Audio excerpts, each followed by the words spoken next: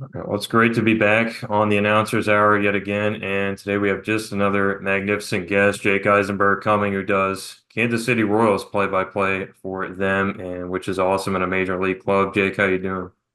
I'm doing very well, Patrick. Thanks for having me. Yeah, it's great to have you on. And definitely, I mean, can you tell us about the current roles that you do have, and then basically what goes with all that in Kansas City? Sure. So, just wrapped up my second season as a member of the Kansas City Royals broadcast team. Primarily, I do radio. It comes out to about 130 games on the radio side, and then I'll do about 30 games on the television side too for Bally Sports Kansas City. That's awesome. And what was this last season like for you? This last season was incredible. I mean, the Royals, uh, had one of the biggest turnarounds in recent baseball memory, a 30-win improvement, back to the postseason for the first time since 2015. The excitement built really from opening day all the way through hosting playoff baseball against the Yankees.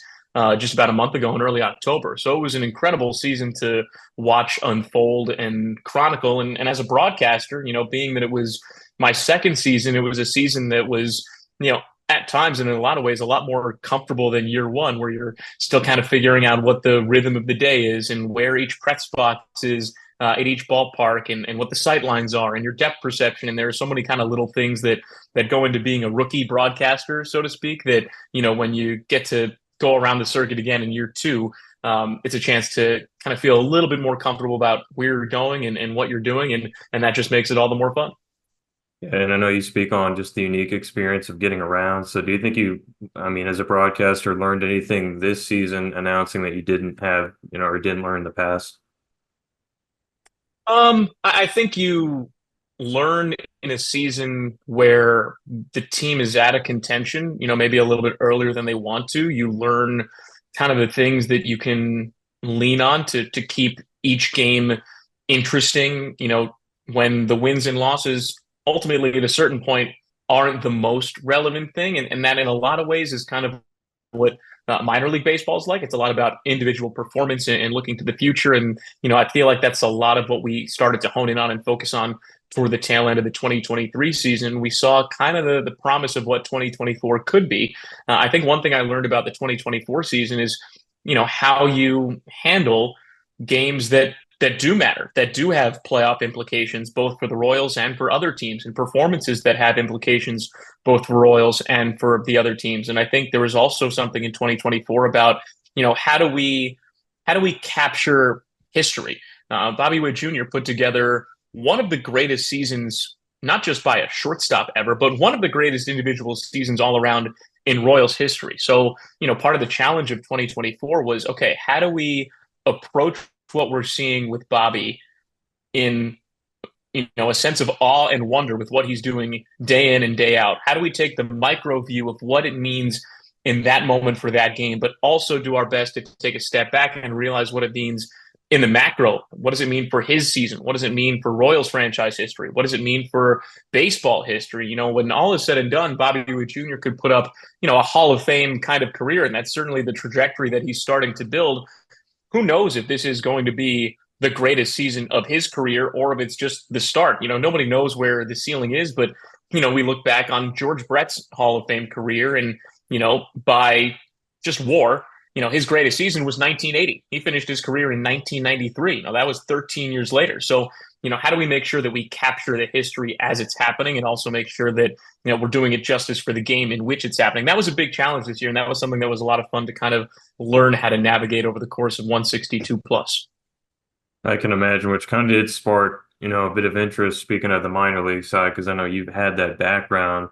If a guy in minor league is doing well enough, they're probably going to end up moving on. So, how was that kind of different in your experience in the minor leagues trying to, center notes around a person having a special season when they might move on to the next level? I think there was an understanding that if a player at the minor league level was having a special season, that was a special season that was putting them on the radar to be at the next level, maybe quickly, maybe, in a couple of months. Or it was the kind of season, that could put them on the major league radar, maybe a little bit faster than people anticipated. But at the same time, you recognize that if a player was having an exceptional double A season or triple A season, and had the chance to make a serious impact and have a, incredible career at the big league level that, people in that city, people that are fans of that minor league team are going to look back at that season and say, whoa, I'll use Bobby Witt Jr. as an example. He came up to the Omaha Storm Chasers in 2021, and I was the broadcaster there. And, there was a sense of like, okay, we're seeing Bobby before he's Bobby Witt Jr., before he's a Gold Glover and Silver Slugger and MVP finalist. And I think people in Omaha are going to look at that 2021 season when Bobby's career, continues and is all said and done, say, whoa, we saw Bobby Witt Jr. then before he went on to do what he did at the highest level of the game. And so I think it's important to capture those kinds of seasons at the minor league level for, the people that are fans specifically of that minor league team and live in that area. That's the beauty of minor league baseball, the chance to see the stars of the game before they become stars. Yeah, it really is definitely a special treat. And, you were kind of talking about getting to see Bobby at so many different levels probably just only increased your knowledge of him. But, getting into a little bit of the off season, because there will be a lull until February when baseball kind of resumes for spring training. What does that look like for you as one of the only, basically full-time broadcasters at the major league level? Sure. I mean, I spent the beginning of the offseason watching the rest of the postseason.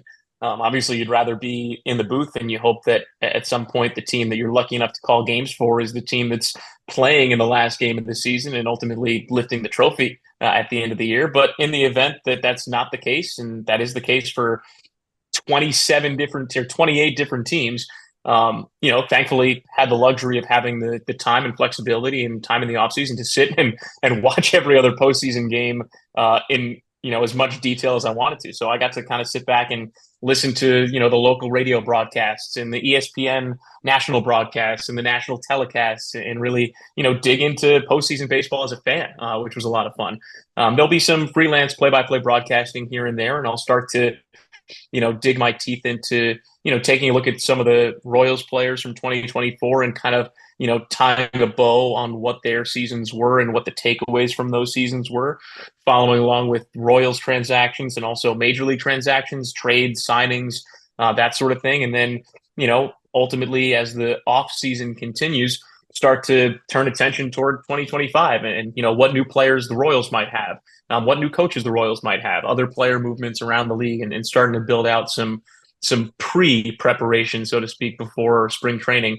It's not just the Royals; there are 29 other teams. So making sure that I dig my teeth into the 450 other players on the 29 other teams and make sure I have a good understanding of what their seasons looked like and what 2025 could look like for them too. Right, and that's got to be definitely a lot of time that goes into it. And I mean, I'm not even at any type of level like you've got to, but I know there's a ton of work that goes into it. And just my summer at the West Coast League, I was doing it kind of, basically plenty of time before the season. So now that you have, that major league level and so many more players and just, more research to do, how soon, like before the season, will you start doing that? Probably around the turn of the calendar year. I found last year that the beginning of January and that kind of run up to, right around Valentine's Day or when we get to spring training was kind of a good time to really start digging into that stuff a little bit more than a cursory way. It's also when, teams start to get a little bit more solidified in terms of what their rosters could look like. And then there's a lot of that stuff that happens during spring training. I'll be in Arizona with the Royals for most, if not all, of spring training, and that's day in and day out being around the Royals and around every other team that's, in the Cactus League, but also obviously keeping an eye on the Grapefruit League as well. But that's a lot of time that I take to kind of get my, so to speak, ducks in a row for the start of the regular season. So the key is just to kind of stay as organized as possible, and also kind of not bite off more than you can chew as possible. Like you don't need to do every single player, every single team all at once. If you kind of do it bit by bit by bit, you'll be in good shape. And certainly there are players and teams that we only see once a year. I don't know the 2025 schedule off the top of our head, but if there's a National League team that we're only going to see once and it's not until the end of August, that's not going to be as high of a priority to me as, say, the White Sox, Tigers, Twins, or Guardians that we're going to see 4 times a year and, is in the Royals division.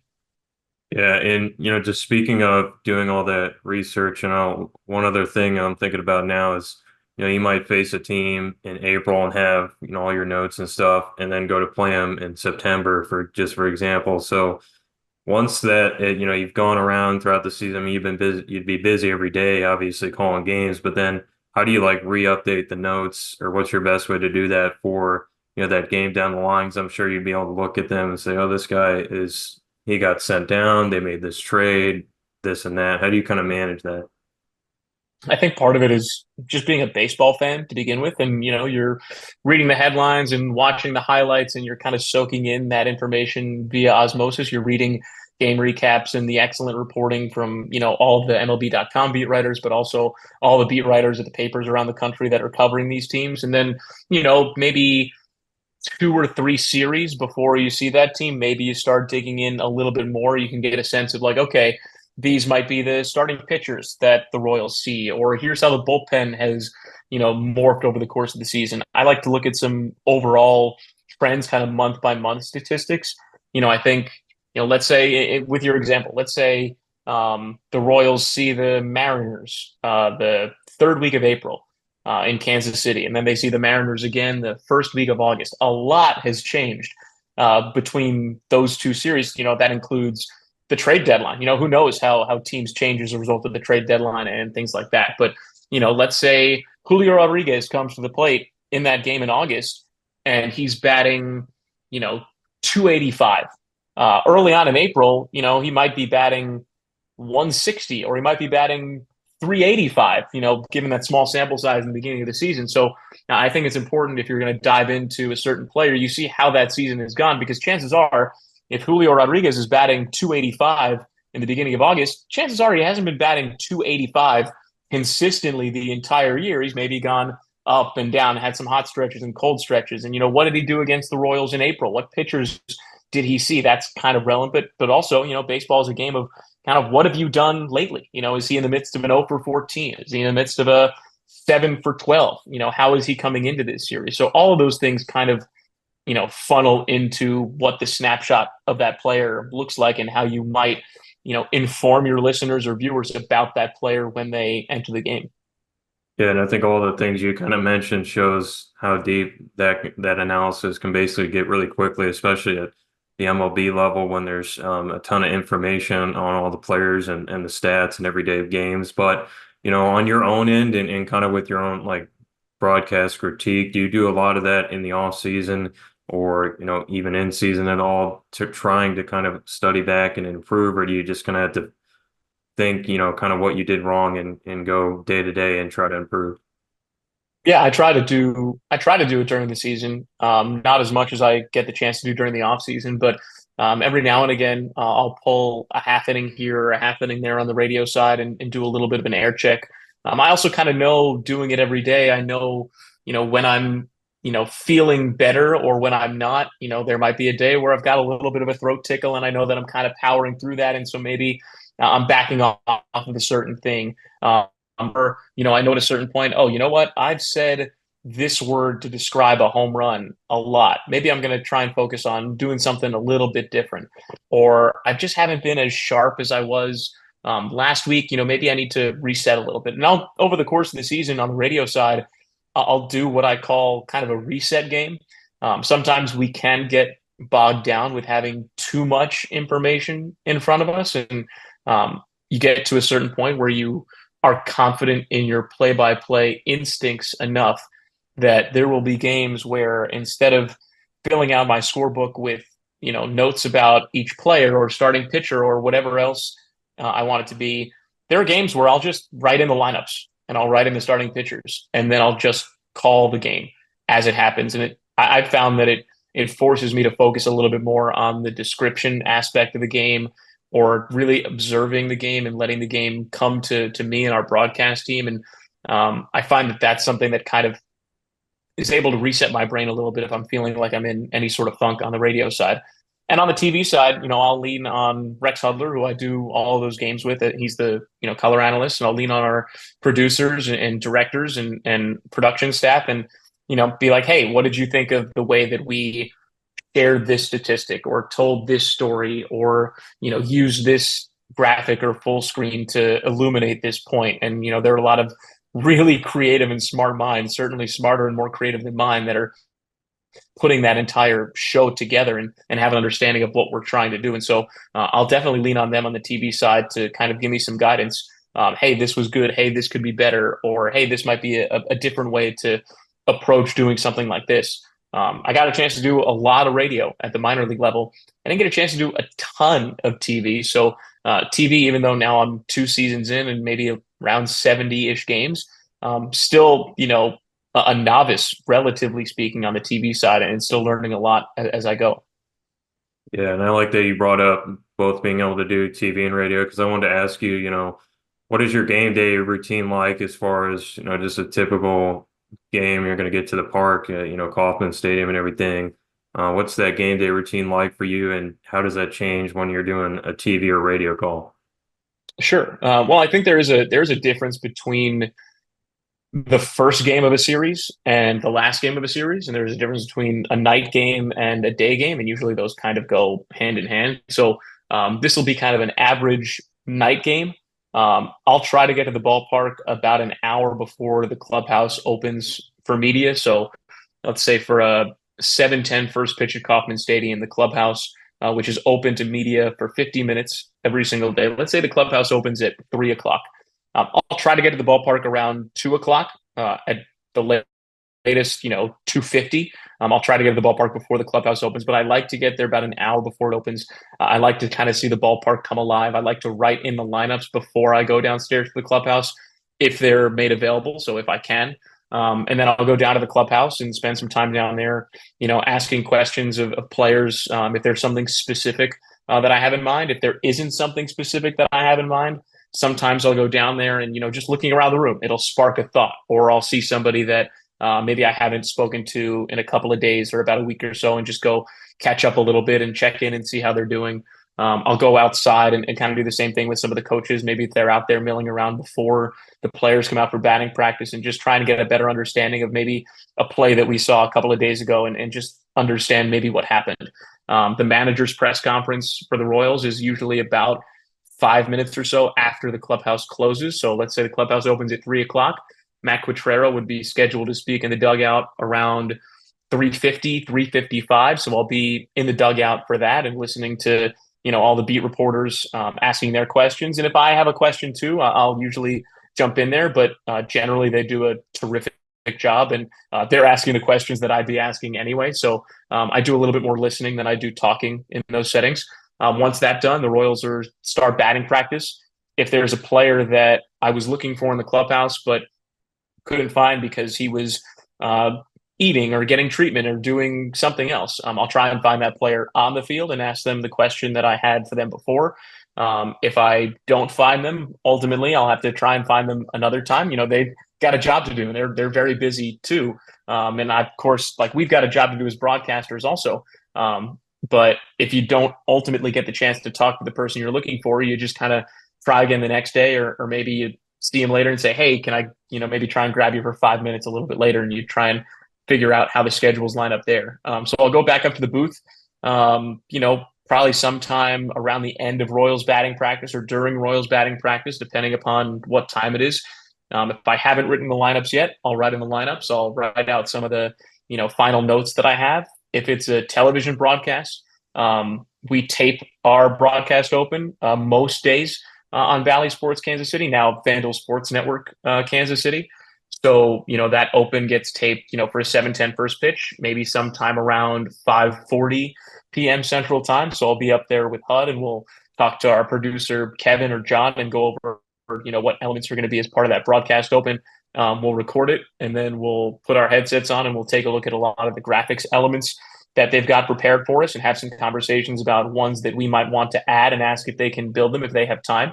Most often than not, they do. And those are things that we can dive into as the game unfolds. That's on the TV side. On the radio side, it's kind of just getting some notes together, talking to voice of the Royals, Denny Matthews, and seeing, what insights he might have, going over some stuff with Steve Stewart, seeing if he needs help putting together the pregame show. We've got a couple of interview segments in our pregame show. So most of the time, Stu will fill up those two pregame segments either with one player that he does a longer interview with or two different players or people that he does interviews with. Sometimes I'll help out and I'll do one segment or both segments depending upon the day and depending upon the subject. So we'll make sure all of that is set and ready to go. And then, we're on the air on the radio side, usually about 40 minutes before first pitch. It's, either at the bottom of the hour or the top of the hour, depending upon when the game time is. So for a 7:10 first pitch, our radio broadcast begins at 6:30 with the pregame show. I personally won't be actually on the air until about 6:55-ish. I'll come on the air and give an injury update, take a break. Then we'll have the game open, and then I'll kind of open the broadcast, and I'll toss it to Denny for first pitch. That's on the radio side. And on the TV side, after we're done going over elements, that's a time to, go over some stuff with HUD, write down some more notes, go get some food up in the press box in the dining area if there's time to do that. And you try to build in time to do that. And then, we go back to the booth and, we're on the air as of, 7 o'clock for a 7:10 first pitch. And what's airing at that point is the pre-recorded open. A big reason why we tend to pre-record is because that's also usually when the national anthem is going on at the ballpark. And we don't want to be live during the national anthem, obviously not focused on the national anthem or seeing what's going on in the field.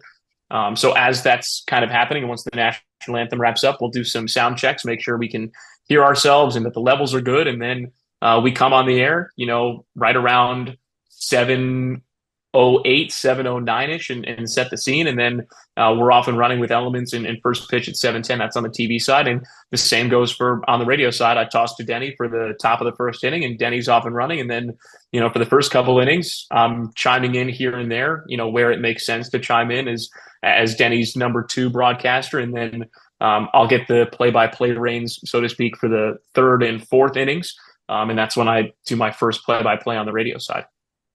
That's all great, Jake. And by the way, for our, I know most people listen, but for our YouTube audience, my camera decided to, I guess, give out, but I'll be able to probably fix that soon, if not be able to edit it in.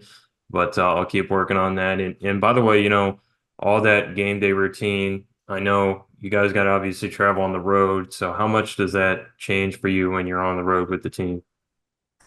It doesn't change a ton. It usually just means that instead of doing some work before I get to the ballpark in my apartment, I'll probably go find a local coffee shop in whatever city we're in and get a cup of coffee and sit down there for a little bit, or I'll do some stuff in my hotel room, depending upon where the ballpark is in relationship to the hotel too. How much time do I have to budget for how long it takes the bus to get there? Or if I'm able to walk there, how long does that walk take? I like to say, or like to remind myself, everything takes time. And during the baseball season, time I find is the most valuable resource. And so managing that time to the best of your ability, I really think puts you in the best possible position to succeed. So I'm always thinking, how long is it going to take to do this or do that? Or how long is it going to take to get here or get there? Or what time is this happening? And, how can I be efficient with my movement? It's why, if I'm at the ballpark at Kauffman Stadium and the clubhouse opens at 3 o'clock, if I can write down the lineups before I go down to the clubhouse, then I'm not in a position where I might need to be going back and forth between the field and the booth to write in lineups and then go back down. The more I can make one trip downstairs and then one trip back upstairs, the better off and less stressed I usually am. Yeah, it makes a lot of sense. And, is there also, you've been getting to know this as well, but are there any cities that have really stuck out to you as far as, hotel stay and booth arrangement that are definitely, nice? Sure. I mean, there's some incredible ballparks. Obviously, I'm biased, but the perch that we have at Kauffman Stadium in terms of the way the booth is set up and the view of the field that we have, truthfully, bias understood, it's second to none. And I think that there are 29 other broadcast teams that would probably say the same thing, when they come to Kauffman Stadium as visiting broadcasters on the TV or on the radio side. The Angels have a really good broadcast position. The Tigers have a really good broadcast position. It's nice and low and also kind of centered behind home plate. The Diamondbacks and Brewers come to mind. The Mariners broadcast booth is a really, really good one as well. There are a lot of really good booths around the baseball world. Target Field is another one, Camden Yards. They're all a little bit different. Some are a lot higher than others, and that does create some challenges with depth perception. The Rangers, Pirates, and Nationals booths are known for being among the highest in baseball, and that is definitely something that changes your perspective a little bit. There are some booths that are maybe a little bit off to the first base side or a little bit off to the third base side, depending upon how the ballpark is constructed. That doesn't make as much of a difference to me as the height does, but there are certainly ballparks that have a better booth setup or a better vantage point than others. Yeah, right. And speaking of the vantage point, I know the big thing is obviously you're like a lot of people had basically a minor league, or a long stint in the minor leagues and growing and developing as a broadcaster there. So when you were, at that level, I mean, how much, speaking of the setups, just expanding it, how much other responsibilities did you have with those teams that you remember, and what was kind of the day-to-day like? Sure. I mean, it becomes a little bit of a cliche, but when you're a minor league broadcaster, the actual play-by-play that you do can sometimes feel like it's 10 to 15% of the actual job. I mean, you're play-by-play broadcaster. You're often media relations manager. Sometimes you're also handling social media. You're handling digital, video. Sometimes you're doing marketing. A lot of times you're also involved in the sales staff for the team. Obviously, there are times where you have to pull tarp too, and then there's the quote other duties as assigned, so it can really run the gamut. It can be really, really long days at the minor league level, and that varies from organization to organization, certainly. But the actual play-by-play, at times can be a small fraction of the actual job that you have to do at the minor league level on a day-to-day basis, which can be really challenging because your time is spent focused on a lot of other things that kind of prevent you maybe from preparing to the level that you'd like to prepare, or it saps the amount of energy that you have for a 3 hour broadcast either by yourself or with somebody else. There are a lot of minor league operations where there's only one broadcaster, and that can be taxing over the course of a 140 150 game season, depending upon which level you're at. So there's a lot that goes into a minor league day in the life, so to speak, and it's certainly changed a good amount over the last 5, 6, 7 years, since I first entered professional baseball in 2017. But one thing has stayed the same is that there's a lot more on your plate than meets the eye, and that makes it a lot more challenging. Yeah, and do you have any specific, story that's kind of stuck out to you over the years of a crazy circumstance where you had to basically jump in off the mic?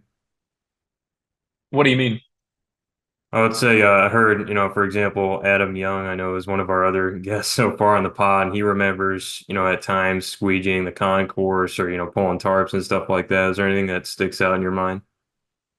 I mean, I remember opening day is always a pretty crazy day in minor league baseball, specifically, your home opener, because there's usually a lot more, local news or local TV that might want to do a live hit from the ballpark at 4 or 5 in the morning for the morning shows. And so, when you're involved in the media relations side of it, setting those up and making sure that those people have what they need and can get into the ballpark is part of your responsibility. So it makes it a much earlier day. And also you're still getting your feet off the ground with game notes and making sure those are ready to go and rosters and moving things around. And so there's a lot of moving parts on opening day. And I remember there are a couple opening days. I remember 2018 with the Winston-Salem Dash. I showed up to help out with some of those live hits from local news, and I was dressed as the team's mascot so that some of the local news crews could have Bolt, in the background of their shots, or kind of hyping them up behind them as part of promoting the Winston-Salem Dash and how much fun you could have at the ballpark. And so, yeah, that was me in the mascot costume, and then of course,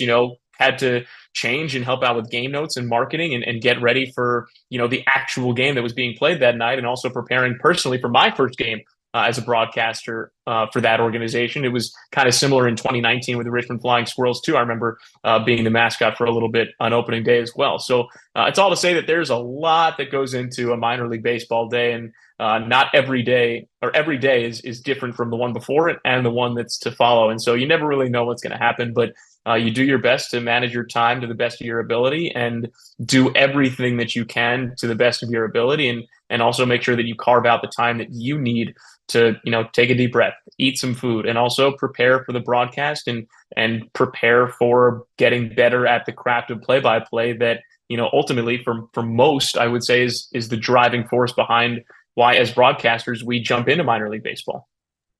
Sure. And, speaking of the minor leagues, like I know a lot of players, I guess the trap they don't try to get into is to get stuck at the minor league level. So for yourself, I'm sure you'd, always wanted to call the big league. So were you ever any times where you thought you wouldn't be able to advance to the level you're at now? I mean, the short answer is sure. There's always going to be some doubt along the way, but I also think that within that doubt, there is also kind of a subconscious confidence that, you know, if you're in minor league baseball and your dream is doing major league play-by-play, and I'm talking specifically about baseball here, I think you have to subconsciously and innately believe that somehow, some way, you are going to get to that level. You are putting in the work and you are grinding at the minor league level in an effort to get to the major league level. And so I think that there has to be a part of everybody that strives to get to the major league level that is currently at the minor league level that believes in their ability to get to that level. Otherwise, it becomes a lot more challenging to motivate yourself. So yeah, there's always doubt, but I also think that there's always that fire within you that, as long as you're putting in the work and as long as you're doing your best to improve your craft and being a good teammate, both on the broadcast side and in the front office, and you're making good connections and meeting people and doing your best to kind of take a step forward as best you can, there's always a belief that you're going to get to where you want to go. And it might not be as quickly as you might want, and it might not always be in the way that you envision that it goes. Nobody's path is perfectly linear. Nobody's path is perfectly the same. But I got very lucky over the time that I had in minor league baseball that the spots that I were in really prepared me for the next chance that I got. And there was also an understanding that, I was where I was supposed to be when I was supposed to be there. And I did best to make the most of the opportunities that I had so that when I got the chance to do the next thing, I was fully ready for that and could take advantage of that opportunity and continue to move forward that way. And I'm also wondering, how did it kind of work for you once you got out of the minor league season and doing other types of play-by-play for other sports? Like, did you have to basically, move back and forth between spots? And is that something that's really common, when you're there? Oh yeah, it's incredibly common. I mean, I think it's changed a little bit as certain jobs have evolved, and by certain I mean certain like number two jobs have evolved to be less seasonal and more full time, depending upon where you are. So a lot of that's changed. But I was very fortunate that in Winston-Salem during the off season, that's also where Learfield IMG College has one of its main headquarters, Winston-Salem, and also Jefferson City. And so during the quote unquote baseball off season, I had the opportunity to work at Learfield IMG College as a studio host and do pregame, half game, and post game, and engineer a little bit for a lot of these top college broadcasts and learn a lot from these broadcasters that I would kind of engineer the board for and learn from and listen to. And so that was one of the main things that I did during the off season. I worked at Learfield for a couple of off seasons, and also did some freelance broadcasting in the area. This is specifically in Winston-Salem. Wake Forest is in Winston-Salem. UNCG is just down the road. Davidson is not too far away. I wound up doing a lot of broadcasts on the digital streaming side at Davidson College and got a lot of experience that way. And so you kind of sort of build as much of a professional network, as much professional opportunity as you can when it's not baseball season. And then once it is baseball season, depending upon where you find yourself, you throw yourself completely into baseball season. And so as far as minor league jobs go, and, I get questions a lot about, which minor league job is the best one to possibly have. And I would say that it's not always about what level that team is, low A, high A, double A, triple A. It's about that to a degree, sure, but it's also about that organization and how much they value the broadcast and how much opportunity you might have as a member of that broadcast. But then outside of it, if you don't want to be bouncing around the country every 6 months, what is in that city that you can kind of build and create kind of a year-round professional opportunity? And that was something that I took into account when I was applying for jobs, and ultimately accepted an offer in Winston-Salem and accepted an offer in Richmond and accepted an offer in Omaha. I knew kind of what things might be in those areas that I could continue to pursue when it wasn't baseball season. And I wasn't a full-time employee of a minor league team until I got to Omaha. And, then I was a full-time employee of the Omaha Storm Chasers and still carved out some time during the off season to do some freelance play-by-play, at Creighton University or elsewhere. You definitely spoke a lot about obviously the minor league level and all those things. And, you know, do you remember the first job you had kind of getting out of school and going back to that? Did you get a lot of experience in baseball or other sports when you were, back in college? Sure, I'll start with that. I went to the University of Maryland, graduated in 2017. And while I was in college, I did as much play-by-play as I possibly could. I didn't actually go to Maryland knowing that I wanted to pursue play-by-play. In fact, I went to Maryland wanting to basically be Tim Kurkjian. I wanted to write about sports for the newspaper, cover a team, be a columnist, and also, talk about it on television. And, coincidentally or not, Tim Kurkjian is also a University of Maryland alum. But as I, matriculated at the University of Maryland, I found a passion for play-by-play broadcasting, and that started with opportunities that I got from the student radio station, WMUC Sports, and then was continued and bolstered by an entity that we created as students called the Maryland Baseball Network, which was specifically an entity that was focused on covering the Maryland baseball team, primarily with play-by-play broadcasts for every single game, home and away, but also with game recaps and series previews and a podcast and some deeper analysis articles and photo and video and really every kind of media that we could possibly think of. I mean, we did just about everything shy of doing game notes, which obviously the media relations department at the university did. But looking back on it, it was about as close to a minor league media operation as we could make it. And that prepared us tremendously for what jumping into the minor leagues might be like, and also set us up for success that when it came time to apply to jobs in minor league baseball, we had the skill set and the resume that made us, I think, more attractive candidates for some of those jobs. I got pretty lucky that my senior year of college, the baseball winter meetings were in Washington, D.C. So I was able to go out there from College Park, Maryland, and meet a lot of people and get the chance to interview for a handful of jobs. And of course, at the time, there was a job fair at the baseball winter meetings. That has since changed, unfortunately.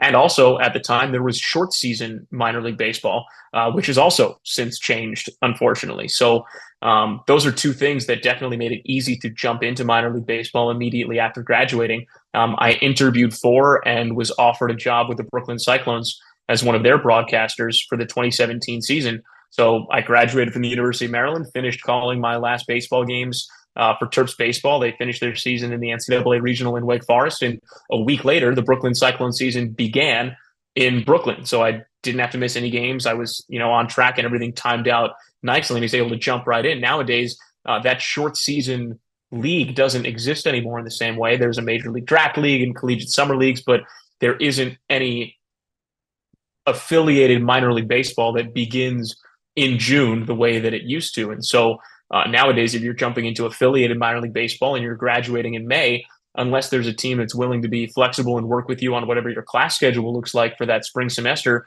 usually you have to wait until the following season. And that's kind of a long ways away sometimes. So I was lucky to jump into minor league baseball with the way that it was constructed at the time with the Brooklyn Cyclones, and went straight from one baseball season at the collegiate level to another at the professional level. And those collegiate experiences really prepared me for that first professional experience in Brooklyn, and we were able to really hit the ground running. Yeah, that's a nice transition too, as you talked about getting to basically just go from one season to the next. And, at that time, obviously you're a young broadcaster, you're trying to learn and all that stuff. So did you look up to anybody as far as on the broadcasting side of it? And did they give you any great advice? Oh, absolutely. I mean, in college and early on in my professional career, and still, I reach out to broadcasters that I listen to and look up to and learn from, and ask them to listen to this here or there and give me some feedback here or there. And everybody that I've been reaching out to over the last several years has thankfully and very kindly been generous with their time in answering those questions. And you do your best to pay it forward when you can. But I think, two of my biggest influences growing up in Port Washington and growing up as a Mets fan were understandably and obviously Howie Rose, radio voice of the New York Mets, and Gary Cohen, the television voice of the New York Mets. And Gary was on the radio side when I was much younger, but moved to the TV side in 2006 when I was, 10, 11 years old. And so those are two voices that dominated my childhood. And when I started doing play-by-play in baseball specifically, those were two voices that I really turned to get a sense of what what sounded good, what is good. And so I owe a lot to the two of them in particular for teaching me even before they knew that they were teaching me, because I think you can learn so much by listening to broadcasters who are really, really good at what they do. And every broadcaster is different, and there is very little objective. This is good and this is bad. But when you can listen to two of the absolute best, in my opinion, you're going to get a little bit better, I think, just by pure osmosis. And I remember reaching out to Howie and Gary and getting the chance to talk to two of them. And when I was with the Brooklyn Cyclones, it's a Mets affiliate. And so I was able to reach out to them, and I shadowed Howie in their broadcast booth for a game after the Cyclone season had ended, and stayed in touch with him. And he's given me some tremendous advice over, the last several years, and still does. I remember one piece of advice that he gave me specifically was, you have an instinct when you're calling a baseball game that you want to describe all of the details that you can see. You want to paint that word picture for your audience and take them into that world. So if they close their eyes, they can imagine what it is that you're seeing. You want to tell them the color of the player's cleats, and that the pitcher's glove is, resting on his belt buckle, and that the batter has his black bat, cocked against his right shoulder with an open stance from the right side. And those details are visceral and vital. At the same time, there's a time and place for those details. And I think sometimes we instinctively share those details, but we don't always share them with a purpose. And that was one of the pieces of advice that Howie gave me, is that, there was an instinct that I had to share those details and notice those things, but the way in which I was sharing them and the times in which I was sharing them, they didn't land as heavily or as strongly as they could, or they were at certain times where I was saying something because there was space to say something, and I wasn't saying something with the intent that it deserved. And he kind of taught me, and if you listen to Howie, you notice this. There are a few broadcasters, if any, that paint the picture in a big moment, late in the game, tense, and really like rise that tension within you than Howie does. And he does that by going granular with those descriptions at the right time, in the right moment, and really building up that moment until it crescendos into whatever that moment becomes. He does that better than just about anybody. And anyone who listened to the Mets radio broadcast and Howie during the playoffs, I think, knows exactly what I'm talking about here. The way that he was able to set the stage for, Pete Alonso's heroic home runs or Francisco Lindor's moments. He just has an incredible ability to set the stage and describe the moment before the moment. And so that's one piece of tangible advice that I got from Howie. And then there were so many pieces of advice from so many other broadcasters too that were kind enough to lend an ear and listen to a tape or two and give some advice or give a critique.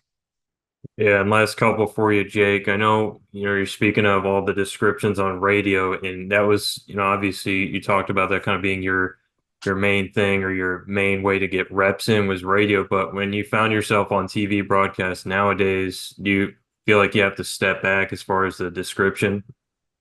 Oh, certainly. I mean, it's a totally different medium. And so saying, here's the pitch, or reminding the viewer that it's a 2-2 count, or reminding the viewer what the score and inning are, which are, paramount on the radio. You don't really need to do as much, if at all, on the TV side. And, you find kind of a balance between reminding the viewers of those things and also making sure that you're not talking too much. And you don't want to ground ball to shortstop. On the radio side, I might say, hit on the ground to shortstop. Bobby Witt Jr. slides to his right, scoops it up on the backhand, sidearms over to first in time for the out. On TV, I might say grounded to short. Witt's got it, one out.